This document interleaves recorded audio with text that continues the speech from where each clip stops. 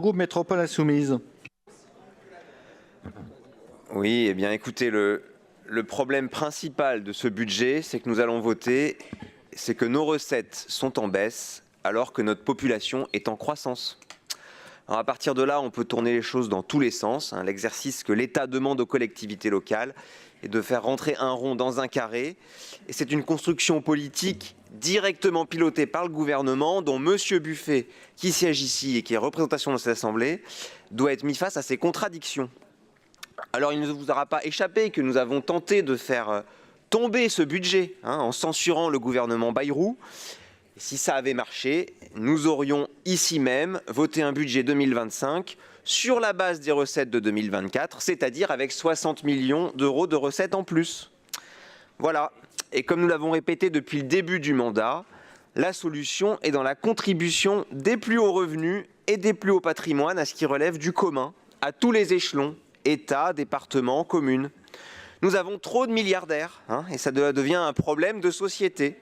Oui, à l'heure de l'austérité, nous ne pouvons plus nous permettre d'entretenir autant d'ultra-riches. Et les milliardaires en particulier sont un problème. Oui, ils payent moins d'impôts que les autres proportionnellement à leur capacité. Ils détruisent des emplois en délocalisant. Ils choisissent à notre place quoi produire et comment le produire. Maintenant, ils se mettent à détenir tous les médias et même à racheter des écoles de journalisme. Oui, vous irez regarder ça sur Mediapart. Ils ravagent la planète par leur consommation en yachts super luxe et en produits de luxe. Et puis enfin, finalement, le plus souvent, ils sont d'extrême droite, nos milliardaires. Voilà.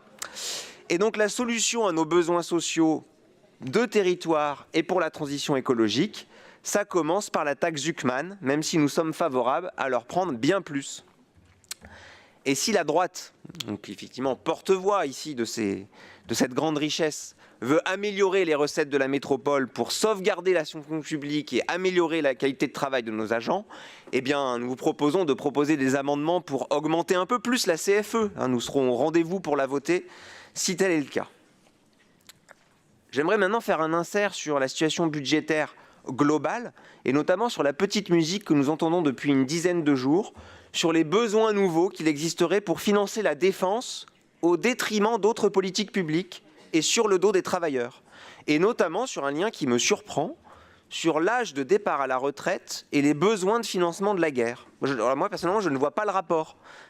Tout le monde a bien compris que reculer l'âge de départ à la retraite sert à appauvrir les retraités pour qu'ils partent avec des pensions incomplètes.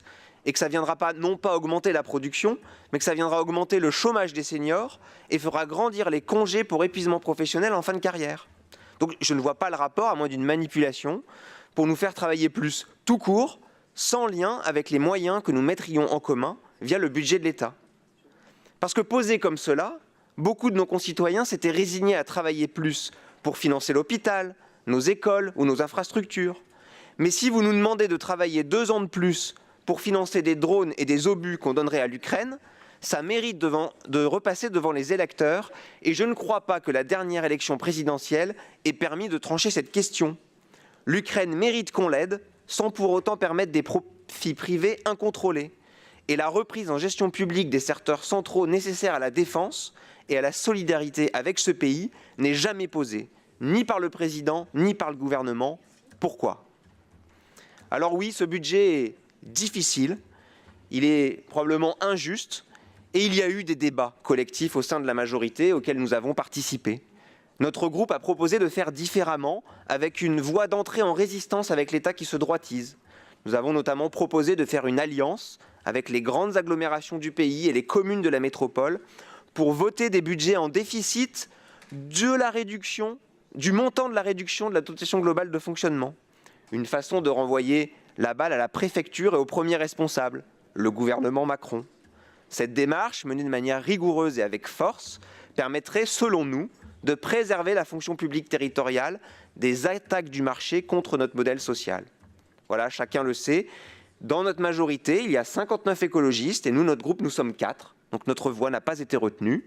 Néanmoins, nous serons solidaires de ce budget, solidaires d'une majorité sur le mandat 2020-2026 qui a eu de nombreuses réussites malgré un mandat pris en étau entre la crise Covid et la guerre. Je vous remercie. La parole est au groupe Voix commune.